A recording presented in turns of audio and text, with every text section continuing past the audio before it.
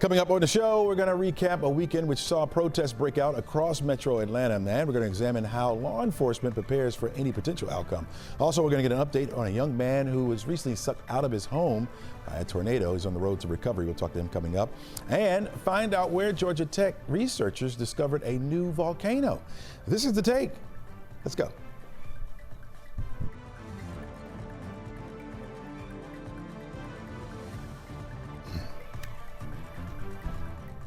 Hello and welcome. I'm Chesley McNeil, and this is The Take, where we go above and beyond the headlines to look at the why and how stories are impacting you and your community. We invite the experts in to give their take on today's top stories, and we try to have just a little bit of fun as well. Let's start you off with this. Protests from coast to coast over the weekend tied to two storylines: the Trump administration's immigration policies and a military parade on President Trump's birthday. This video from Shamley Tucker Road in DeKalb County on Saturday, where hundreds rallied Saturday against the recent immigration raids. Police say they arrested 8 protesters who moved from the sidewalk into the road they were trying to march onto I-285. Earlier in the day, thousands gathered at Liberty Plaza across the street from the state capitol. Going into this event, organizers stressed a commitment to nonviolence, encouraging attendees to de-escalate any confrontations and not to bring any weapons. Saturday tested law enforcement to its limits. Now, joining us now is Dr. Thaddeus Johnson, the Georgia State Assistant Professor of the Department of Criminal Justice and Criminology. He recently spent a career in law enforcement spanning across 20 years by combining fields of service and command roles. Good morning to you. Welcome to the show. Good morning. All right. Good morning. Given your background as a police commander and academic expert on policing policy, how do you think the law enforcement acted and reacted to what was going on? No, I think, this past weekend with a few incidents, right? You had a few isolated incidents, right? But think about it. We had 5 to 6 million people that were protesting in our American streets, and you had a handful of incidents. And I want to remove Los Angeles for a minute, right? There can always be a flashpoint, a hotspot. When you think about the rest of the nation, we peacefully protest. For the most part, you saw police not coming out in militarized equipment, not taking a heavy-handed approach. In most of these places, you saw them in plainclothes. They had liaisons. They had staging areas. So I do think that this was a masterclass of sorts of what protests can look like across our nation. And both sides respecting each other's rights, liberties, and understanding that the police have a job to do, and police understand that protesters, they have a job to do as well. And I thought we saw a lot of mutual respect for the vast majority of cases. So we had you on during our extended coverage with the protest on Saturday, and during that we saw what appeared to be some tear gas used on the crowd in Shamley and Tucker Road. Share with us when and why that's used on a crowd. Yeah, absolutely. So there's a lot of pre-planning that goes into these types of events. And so generally what happens is you have certain routes. People are told what's legal, what's not legal. And for the most part, it's not going to be legal to block traffic. It's not going to be legal to block the highways. There's going to be certain perimeters and barricades and barriers that that we have to stay behind as protesters. And police have to give verbal commands. And if people continue not to follow those commands, they go up the force continuum. The thing is, but as soon as you get compliance, you need to de-escalate and bring it back down and continue giving verbal commands. And so this is not just to protect government property.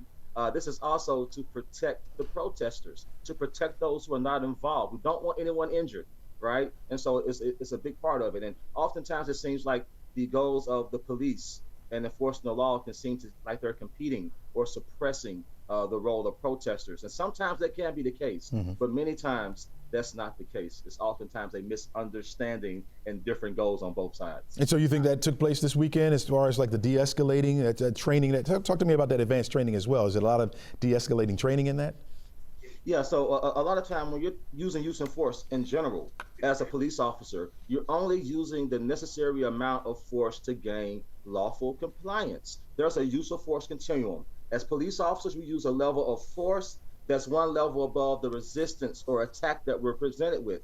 As soon as that level of resistance decreases or diminishes, or the threat diminishes, we bring that down as well. If we injured someone during this encounter, we are to render aid. We are to make sure that they have help, right? And so this is not a gladiatorial type of combat. This is actually the officer still providing services. And so as soon as you gain compliance, you don't continue escalating. You start de-escalating and seeing if you need to render first aid. Do you find that, and it just could be, maybe it's just my perspective, that these protests hit the minority communities the hardest? Do you find that to be the case?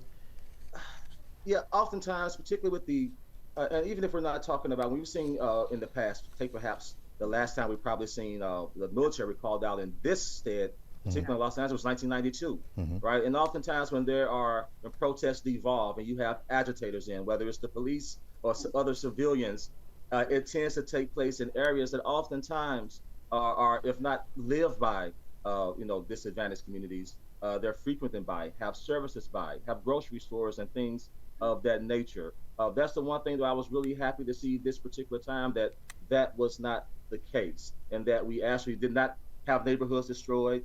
You had some looting and things, but for the most part, people will calm. You're going to have some bad actors. And I think that's all that we saw. But you're absolutely right. That is the feeling that you get, that even if it's not physically, oftentimes these issues emotionally, inherently, they hit harder. So if it's not physical, it's emotional and mental. Yeah. Quickly, what could you tell like protesters to keep them safe if they're going to be out protesting? Yeah, absolutely. Try to find whoever the marshals are. You usually have someone designated to provide help when these protests are organized. Make sure that you have any information. Make sure that you understand the route. Make sure that you don't step out bounds of the law. But also simple things like this. You want to make sure that you have water. Make sure that you have towels. Make sure that you take care of yourself and things. And I think that's also important to remember about the police officers, that make sure that our commanders make sure that we cycle these officers in and out. These officers are hot. They have on ballistic vests. They have on all these materials that are not meant for the summer. And so I think also making sure that our officers are not agitated, not dehydrated as well. So take care of yourself, follow the law, and work with law enforcement. They're not your enemy when it comes to, there should not be your enemy. Gotcha. When it comes to these types of events. All right, Dr. Thaddeus Johnson, really appreciate you joining us and your insight. Thank you so much. All right, take care. All right, let's take a look at our forecast. He mentioned it, a little hot, right? Yeah, it is going to be hot out there today. We are looking at the chance for some showers coming up as we head into the afternoon, of course. 88 degrees will be our afternoon high temperature. 89 by the time we get to Wednesday, 30% chance for scattered showers. Now, you notice each and every day we have a percentage there. Once we get to Thursday, going into Friday, there'll be a front that will move through. It'll drop our chance for the rain down. It's not going to drop that temperature much. We're looking at a 20% chance by the time we get to Friday, Saturday, Sunday, so a lot of us won't see anything at all, but those temperatures will be going up. We're talking about low 90s for Saturday and Sunday.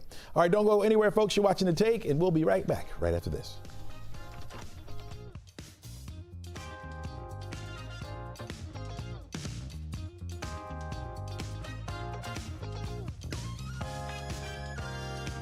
Welcome back to the show. President Donald Trump has arrived for a group of 7 summit in Canada as he tries to navigate trade tensions with America's longstanding allies. Joining us now is NBC Washington correspondent Alice Barr, who's been covering politics for years now. And Alice, what are we hearing about the approach of some of these nations planning to talk with the president and trying to negotiate new trade deals? Yeah, hey there, Chesley. So trade and tariffs are certainly going to be one of the big issues that are going to be sort of hanging over all of these discussions. President Trump landed in Canada yesterday, which is a country that he has often spoken about wanting to annex, and where there's been some sharp back and forth between the leaders over how to proceed on trade. And, you know, Canada, if you take that one example, the last Prime Minister had his struggles and his conflicts with the President Trump, and it escalated between the two countries. So now there's a new Prime Minister there, and he's tried both approaches. He's kind of had a carrot and a stick, both. So I think that's overall the way that these leaders are going to approach this. They all need to, have their messaging for their home countries and certainly not look like they're kind of bowing down to President Trump in any way. But they also understand that negotiating with the president requires coming in with a little bit of a sort of a conciliatory tone and not being too confrontational with him, no question. So I think it'll be a balance. There's a lot of topics that they want to try to cover. Certainly these conflicts overseas are very important, and they're going to have to try to get to those issues while cutting through the sort of obvious elephant in the room, which is that they have these negotiations to work with in order to continue trade relationships. Got it. Alice, the president arrives this weekend after a weekend where we saw a nationwide protest and a parade to salute the U.S. Army. How much do these domestic divisions complicate what the president is trying to accomplish on this world stage? Yeah, I mean, he certainly arrives with, baggage in terms of the domestic issues that are ongoing here, the domestic divisions. We saw those No Kings protests, as they were dubbed, in Atlanta and in cities all over the country.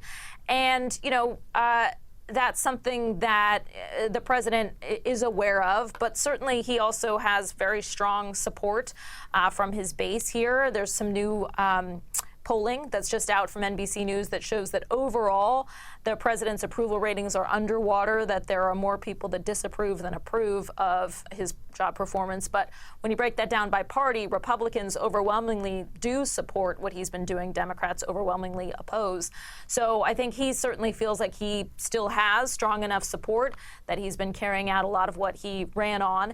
And that will be his framing and his messaging for how he would address that. I think it's unlikely that any of the lawmaker or any of the other leaders that he's going to be meeting with there in the G7 would bring up those domestic issues, but it is something that he has to divide his attention over, certainly. All right. We saw tensions rise in recent days between Israel and Iran, but you're learning of an eye-opening proposal that the president rejected. Yeah, NBC News has learned from a U.S. official that President Trump rejected a proposal by Israel to go ahead and try to assassinate Iran's supreme leader. That was something that the president did not want to get behind. And he's overall been opposing really getting into any more of a conflict between Israel and Iran, though sort of reluctantly it seems like he began to see that he felt that perhaps there was some basis for Israel wanting to do this, wanting to prevent Iran from having a nuclear weapon, which is something President Trump certainly says cannot happen. And U.S. has now been helping with supporting Israel's defense, and he's promising to continue doing that. Chesley? All right. Alice, thanks so much for joining us. Really appreciate your insight. Thanks. All right. Coming up on the show, we're going to talk to a famous actor who survived his home being destroyed by a tornado. You don't want to miss this interview. Well, it's been nearly 3 weeks since an EF2 tornado roared through Henry County, destroying the home of actor Trey Chaney. In the process, it hurled his son, his 18-year-old son Malachi, more than 100 feet in the nearby woods, suffering serious injuries. Since then, Trey and his wife have been remaining by Malachi's side throughout his hospitalization, facing a long recovery journey together. Malachi spent several days in the ICU and is now facing potential long and challenging rehabilitation from his injuries. Joining us now is Trey Chaney. Trey, welcome to the show. Hey, how's it going, brother? How you doing? Doing good, man. Doing good. You're doing better. I know that. Happy Father's Day to you. It was a better Father's Day than what it could have been, right? Yeah, man, it definitely was. Of course, these last 3.5 weeks, traumatic, devastating. And all I can say is me, my wife, Aisha, and our incredible son, Malachi Chaney, we're taking it one day at a time. Between these last 3 weeks, Malachi spent in ICU. He spent his 19th birthday in ICU at Grady Hospital. And after Grady, of course, now we're at the Shepherd Center, the rehabilitation center, which has been doing an incredible job with our son, just, treating his brain injury. He had a brain injury. He suffered from broken ribs. The back of his neck, spine was broke. Every bone in his face fractured. But on Father's Day, to see him walk with his neck brace on, to see him smile, to see him talk, that was the greatest gift a father could ever ask for. Wow. A lot of people do not survive what you two survived. Walk us through the moments leading up to when the tornado struck your home. Yeah, well, May 29th, 2025, we were having a beautiful day. We were promoting 23 years of The Wire, being out, and we did a lot of press that morning. Everyone knows, my son, me and him are like this. And I take him everywhere with me. We experience a lot together. And around 2:45, maybe 3 p.m., we were packing because Malachi's birthday was going to be on that Sunday, June 1st. And we were going to go out of town. And Malachi said, okay, Dad, I'm gonna go in my room. I'm gonna play my video game. I told him I'm gonna go in my room. I'm gonna finish packing, and before you know it, the rain just didn't sound like the rain. The wind didn't sound like the wind. It felt like it was a train in my house. And before you know it, when I looked to my right, my walls, my TVs, my dressers were flying towards my face. Wow. The last thing I do remember is trying to cover my face, but I levitated in the air with my bed, and that was the last thing I remember. When I woke up, because I know I had been unconscious maybe, I don't know how long, but when I woke up wrapped in sheets, and that was probably because of sitting on the edge of my bed, and my face was in the mud, and when I came from under the cover, my whole house was in my yard. My roof was gone, and the first thing I said out of my mouth is, "Where's Malachi?" Absolutely. Where's Malachi? I was in total shock. My neighbors, shout out to all of my neighbors in my neighborhood. I love them. They were like first responders. They were running towards me. They were trying to calm me down, but all I could think about, where's my son? Right. I know my son was in the house. And, you know, just leading up to finding him, my wife coming home from work, to this horrific look of our home that we had built in 2020, destroyed by a tornado. And 5 years later, when they finally found my son, he was thrown at least 100 to 200 feet in the woods. When you look at the damage of your home, and talk to me about the resiliency of your son. I mean, I'm sure when you look at that damage and you think about him, how he's able to fight back. Talk to us about that. Yeah, it's basically, man, it's, you know, only way that we survived that was God. You know, so my perspective on life right now, when it comes to material things and fame and money and cars, none of that stuff matters. The resilience of Malachi fighting for his life, us not knowing whether he was going to make it when they read down all of the injuries, and to see him now, you know, push as hard as he can to try to get back to some type of normalcy. But even though with the brain injury, he's fighting every day. You know, he's still fighting, and the resilience that he has, he doesn't even understand how much this inspires me and my wife. You know, to keep going through and getting through this day by day, because our lives are forever changed. Like mentally, you know, PTSD, me waking up in the middle of the night, I'm scared to go outside in the rain. Like I understand. It's tough, but like I said, man, just one day at a time, and pushing our hardest to get through this horrific nightmare that we're in now. Well, know that the community is praying for you. We are praying for you. We're praying for your son Malachi to have a speedy recovery. We saw the video that you guys put out. You are certainly superheroes to us as well as to yourselves, man. We're going to continue to keep you lifted up, man, and hang in there, all right? Thank you, man. All right, thanks a lot, Trey. Really appreciate you joining us. All right, folks, we got plenty more stories for you coming up. The fight between Israel and Iran, what does that mean to your money? We'll talk about it coming up. And welcome back to the show. A weekend flare-up between Israel and Iran may lead to a hit in your gas tank. Let's welcome in friend of the show, financial advisor Andrew Pulse. And Andrew, welcome to the show. Good morning, Chesnick. How are you? Doing pretty good. All right, talk to us about how the process of the price of oil is determined. Look, the minute we have any sort of escalation, as we saw over the weekend, you saw crude oil start to increase. So once crude oil starts to increase, eventually it trickles into higher prices at the pump, which starts to affect everything. As you've heard when President Trump has repeatedly said, one of the key ways to get inflation down is to keep energy prices down, right? Which revolves around oil. We have such a large sector with logistics in Atlanta and throughout the state that you can just quickly start to see if we start increasing in oil and gas prices, fuel prices, diesel, a lot of businesses are going to be highly impacted. Yeah, now I want to stick with gas just for a minute here. How does that overall, does it affect the overall price of gas at the pump? Yeah, it's going to start affecting the overall price of gas at the pump. How high it might go, might be 50 cents more at the pump, might be $1, maybe 20 cents. Just really depends as to how fast crude oil prices go. Look, the fear of It's not always just the actual war or crisis, just the fear of it. The speculation fuels pretty much commodities and drives them up. So just having potential conflict is just not a good situation. I think President Trump obviously is kind of trying to get the situation under control. Hopefully Israel doesn't continue on with Iran and have that escalate. From what we're seeing, the U.S. is trying to kind of stay out of it, but in the background, they're behind it. Yeah. We've seen the crude oil prices rise to about $10 in the last several days, and it's rumored that it could get back to $90 a barrel. If the prices go back higher or get higher here in Georgia, could we see, you think, the governor do another gas tax freeze like we've seen in the past? Yeah, I would not be surprised at all if the governor were to do that. We've seen him do that in the past, right? And with Atlanta and Georgia overall having a pretty healthy economy and a robust economy, I would not be surprised if Governor Kemp is at the forefront of doing that to try to keep gas prices affordable. Again, I'm concerned about if gas prices begin to rise.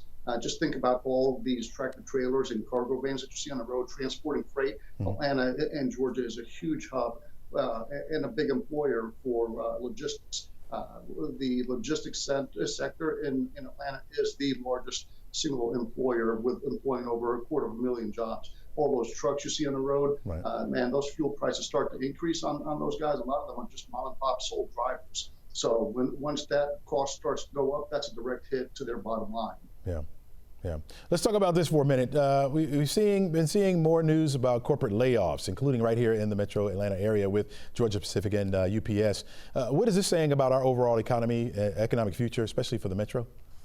Yeah, I think overall we're still holding strong, but I think that you're starting to see employers, large employers, mid-sized employers, try to stay ahead of it. A lot of it, some of it may have to do with technology and AI, coming into the forefront and how employers are starting to implement and use that in their businesses and curtailing with the labor force. Others could be because employers might be analyzing data, thinking that we're at the tip of a recession potentially, and they're trying to be ahead of the game versus behind the game, right? But overall, we're not insulated to some sort of a recession. We're going to see large employers. UPS has been cutting back, I believe, since last year, and they're continuing to cut back. And we just have a large corporate environment in Atlanta, along with fintech, which may take a hit and start laying off folks if we proceed into some sort of recession, if interest rates move higher versus lower. So a lot of it depends. We have a Fed meeting this week, so let's see what the Fed does.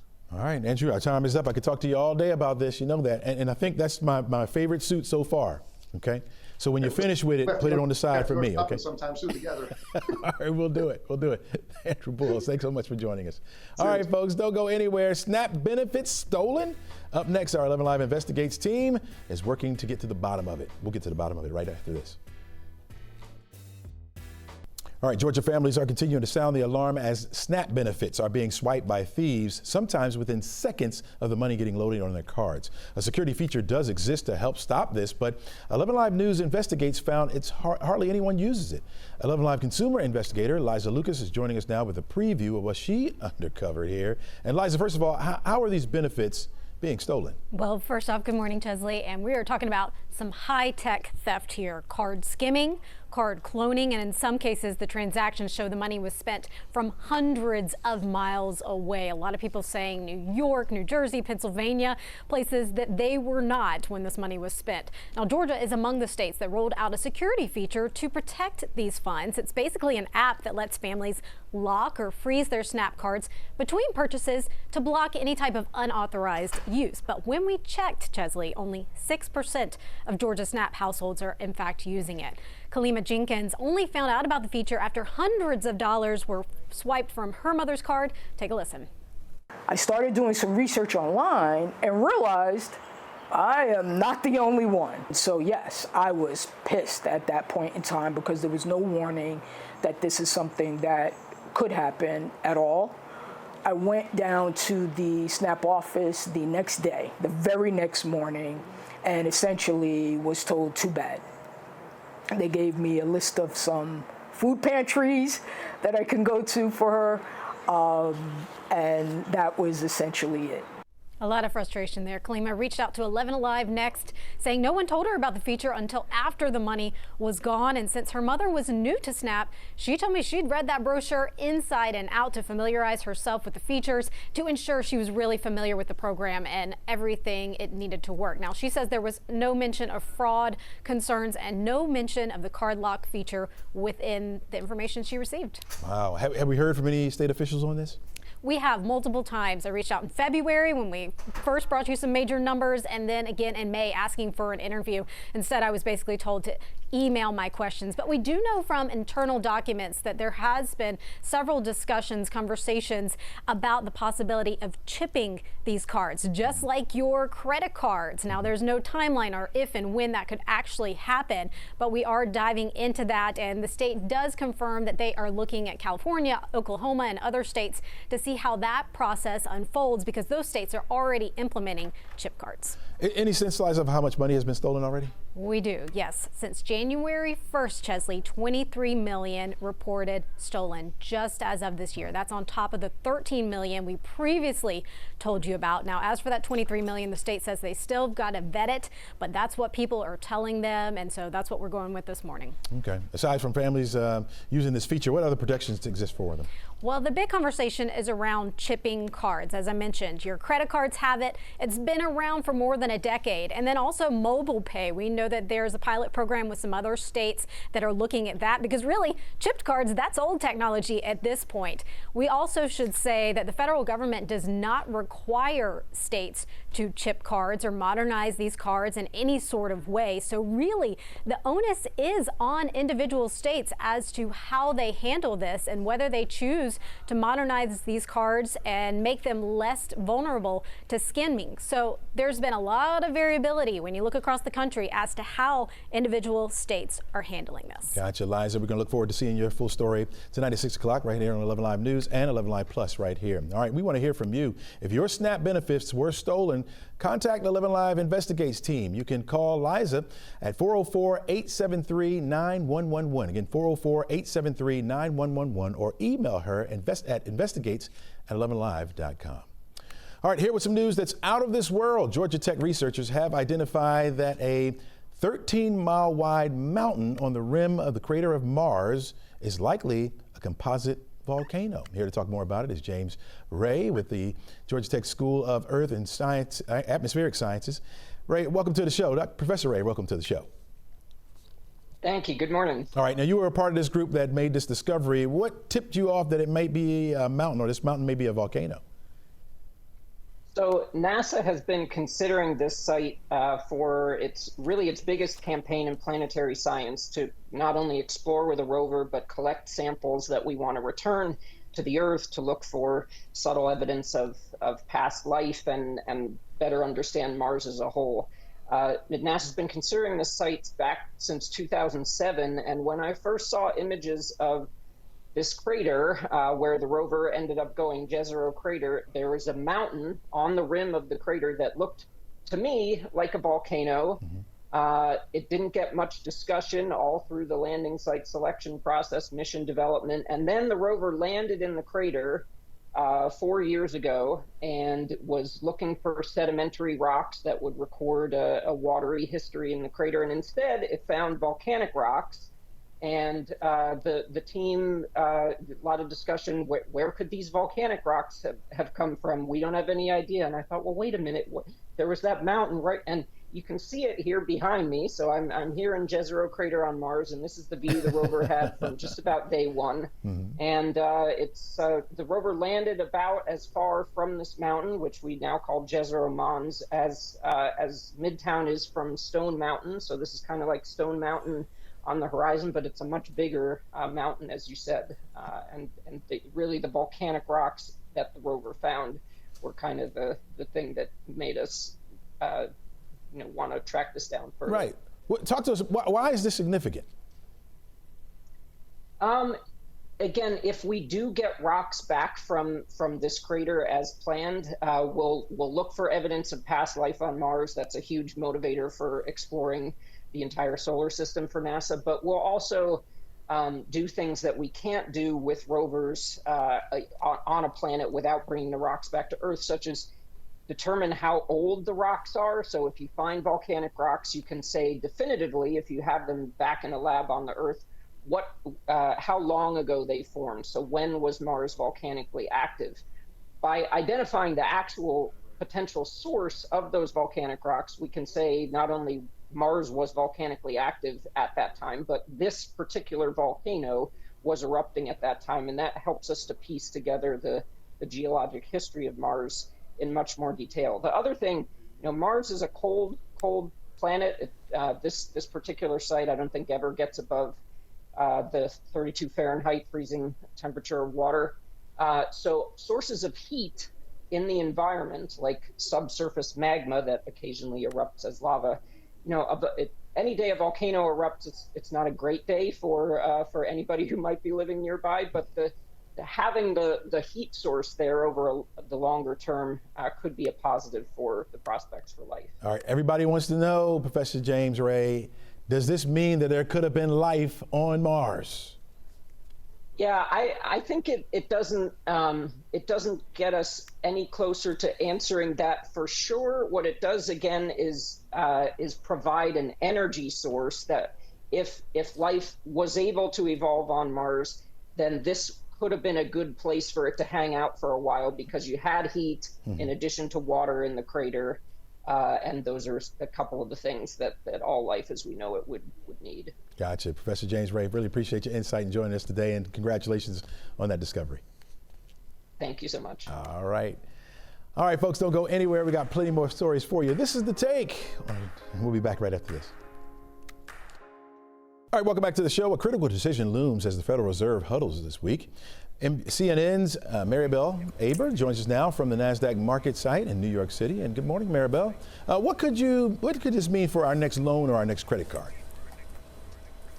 Good morning, Chesley. Well, right now, the Fed is thinking the thinking is the Fed is going to keep those interest rates right where they are. So it's likely that loan or credit card rate should stay put, at least for the time being. The Fed has been holding rates steady as it tries to gauge the impact of President Trump's tariffs on inflation. And so far, that impact has been muted, with recent data showing inflation milder than predicted. But as of now, Wall Street expects the Fed will issue a rate cut in October, possibly September. The Fed's decision on interest rates this week is expected Wednesday afternoon, Chesley. Gotcha. You got some fresh numbers that hint at how Americans really feel about their wallets right now? I do. Consumer sentiment got a boost this month as trade tensions eased. A reading of sentiment from the University of Michigan was up 16%. It was the first increase in sentiment since December, and it was up from near record lows earlier this spring when American consumers and businesses grew pessimistic as tariffs were put in place. Now, despite the pickup in sentiment, the report also found consumers still perceive wide-ranging downside risks to the economy, and that reading of consumer sentiment is still about 20% below how we felt about things in December, Chesley. All right. And we're also hearing about that sudden flare-up overseas is rattling the market that fuels just about everything we do. Again, gas prices. That Israel-Iran conflict has oil prices rising. That has some predicting gas prices will soon follow. Iran has been producing 3.3 million barrels of oil a day. That's according to OPEC. Now, oil is up 14% since a week ago to $73 a barrel. Research firm Clearview Energy Partners says that jump alone could lead to gas going up 20 cents a gallon in the weeks ahead. Right now, the national average for a gallon is $3.14, up nearly 2 cents from a week ago, according to AAA. In Atlanta, gas is averaging $2.87 a gallon. That's just a little below where it was a week ago. And Chesley, why I'm happy I don't have a car. I do. I wanted to stay low. Finally, we're saving the best for last here. Understanding there's some free admission to some of our favorite parks. If it's free for me, that's for me, and I'll take 3. Listen, admission to all national parks is free this Thursday for Juneteenth. It's one in a series of free admission days this year from the National Park Service. So most of the parks are usually free, but on certain designated days, all U.S. national parks offer admission at no cost. The Park Service says the free days tend to draw crowds, so arrive early, and you'll still have to pay camping and boating fees. The next free day is July 16th, which is the Bureau of Land Management's birthday. Now, Chesley, might as well go to the national park. I'll tell you why. Stock market's closed, banks closed, post office closed for Thursday in observance of Juneteenth National Independence Day. So let's just go celebrate at the park. Yeah, might as well, right? Might as well. How was your weekend? How was Father's Day weekend for you? Father's Day weekend was great. I sent my dad some gifts, and let me tell you what, he hit payday at the casino. Ooh. And he walked away with the cash. He said, I'm going to hold it right there. We bet on black, and that's it. We're done. That's my motto right there. I got to ask you one more question. It. One more question. You didn't get him a tie or some underwear or anything like that? Okay. No, I got him a Hugo Boss shirt because he's the boss. Ooh, that's what I'm saying. That's what I'm talking about. That's what I'm talking about. Really appreciate you. We'll see you again tomorrow. All right, folks, don't go anywhere. When we come back, there's a new insect that could be taking over.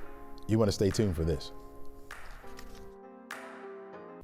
A small but venomous ant is gaining attention across the nation. As of this month, the Asian needle ant has been confirmed in 19 states, including right here in Georgia. Joining us now is Dan Suter, the University of Georgia professor of urban entomology, and I want to call it antomology. Dan, talk to us about this ant. Good morning, Chesley. This story started almost 100 years ago. Wow. So, yeah, that's the thing. So this ant was first found in Decatur, believe it or not, in 1930s. So, you know, typically in entomology, by the time an invasive species is found, so this critter is from Asia. It's from Japan, Korea, China, that area of the world. First found in Decatur back in the 1930s. And typically in entomology, when you find an invasive species, you didn't find it when it fell off the container, right? So it was probably very well established in Georgia, and maybe even some researchers at North Carolina State suggested it was probably in a couple other states at that time. So it's all over the Southeast now. It's up the East Coast, up into the New England states. And entomologists never really paid attention until about 25 years ago. So we had several entomologists at Clemson University, Pat Zingoli and Eric Benson, they're both retired now, put several graduate students through graduate programs working on this ant. And they sounded the alarm back in 2006 about the medical importance of this ant. And it's not so much a nuisance like our sugar ants in Georgia, which is another invasive from Argentina. We actually call it the Argentina ant. But the thing about the Asian needle ant is it's medically important. I have three emails in my inbox right now from people who have suffered from anaphylaxis and have been hospitalized after being stung by this ant. I was going to ask you, is it dangerous because you're calling it a needle ant? Is that because it has a needle that can pierce your skin? It does. It has a stinger, and but getting back to it just hasn't garnered a lot of attention. It's an ant, right? So who cares about ants? And so it lives. Its favorite habitat is hardwood areas, the leaf litter. So all of Georgia, right? So the East Coast. Everybody. I live here in Griffin, and I live on an acre, and my backyard is all white oaks. And oak trees are beautiful, but that's the habitat that this ant prefers. And it's about 3/16 of an inch long. It's black or brown. Lives in logs. So when you cut down, a log falls, right, and the bark comes off of the log. They love to get in those logs that have kind of fallen down, because what they do is they hold on to moisture. Yeah. And so when you're out gardening, when I'm out, I've been stung by it. When I leave something on the ground, a bag of topsoil or a bale of pine straw or something like that, when I pick it up, I always look, because I've been stung in the past, because they like to get underneath those things. And gas. How do you know the difference? How do you know if you have needle ants or just another type of ant? That's a really important point, because you take anybody's yard in Georgia, and you probably have a couple dozen species of ants in your yard. I have multiple species of ants in I know to look, right? So there have been surveys of the ants of Georgia. I had a graduate student, for instance, that worked on the ants just at the Port of Savannah, and he found 43 species of ants just at the port. So ants are ubiquitous. We know this. It's really important that you get it identified. And the best way to get it identified is through your county extension agent. So really lean on your county agent. If you think you have Asian needle ants on your property, and in Atlanta, in Northeast Georgia, is a pretty good bet. Take a picture of it. You can collect one with forceps, tweezers, put it in a little baggie, fill with some alcohol, and send it off to your county extension agent. Especially, it's really important to get it identified, especially if you or someone in your family is susceptible to anaphylaxis, because literally a single sting from this can put you in the hospital. Wow. It's pretty serious. It doesn't come inside. That's the beauty of this critter, is it's not like the sugar ants that are going to come. You get the sugar ants in the summertime where leave the dog food out or the cat food, and you wake up in the morning and the dog food's covered with ants. That's not this ant. It stays outside. Gotcha. It doesn't climb up trees. But it's kind of where you find it. It's kind of all over the place, and it lives in those logs. It lives underneath patio stones, things of that sort. So gotcha. It's important to get it identified. From what I know about invasive species, you can't just eradicate it. So we're going to have to live with this. Correct. So entomologists don't use the word eradicate. It's the cases of eradication in entomology are really, really rare. We study them as case studies when it does happen. So once something becomes established, you're kind of in the management mode. Luckily there are some pretty good baits that the pest control industry can use that homeowners really don't have access to these baits, but there's some good baits that the ant doesn't, with the sugar ant, you see a trail, kind of looks like 285 at 5 o'clock. Right. So you've got this trail of ants that's a half an inch wide. And those are obvious, but this ant doesn't trail like that. And so they're just a boring old ant on the sidewalk. Gotcha. Until you get stung by it. And then it can put you in the hospital if you're susceptible. Gotcha. All right, Professor Suter, really appreciate you joining us, giving us all that insight. Really appreciate it. We'll probably check back in with you during the summertime if we start hearing more cases of this breaking out. Happy to do it. July and August is the time this critter, that's the peak season, is July and August. Gotcha. All right, really appreciate it. All right, folks, don't go anywhere. My final take coming up after the break. Unfortunately, folks, we are stuck in this pattern where we'll see these afternoon scattered showers, thunderstorms popping up in our forecast area. We'll have it each and every day this week, mainly during the afternoons when you'll see it. It will be hot. It will be humid. Temperatures will be hanging out near the 90-degree mark all week long. And then once we get to the weekend, lower threat for rain, and those temperatures will be in the 90s, 92 degrees on Saturday, Sunday 93. It'll probably feel like the mid-90s out there. All right, before we go, my final take. You probably knew this was coming, right? Mattel, the toy maker, is teaming up with 11Alive, the makers of ChatGPT, right, to develop some AI-powered toys, right? According to Mattel, by using this technology, the company will bring the magic of AI to age-appropriate play experiences with an emphasis on innovation, privacy, and safety. Sounds good, right? But is it really? Yeah, have they really thought this thing through? I mean, does kids really need AI-powered toys? Doesn't it take away from the child's creativity? Can those toys get hacked? I can go on and on and on. Plus, when you think about it, a Barbie doll or a regular doll that can talk back to you and answer your questions, does it remind you of, say, Chucky? Yeah, I don't know this one, folks, but I want to know what you think. Let me know what you think. Go to our social media pages. Talk to us about how you feel about this. That's crazy, right? AI toys. Kind of advanced for our children. I don't think they need it. Let us know what you think. I really appreciate it. That's all we got for you today, folks. Have a great day and try to encourage someone.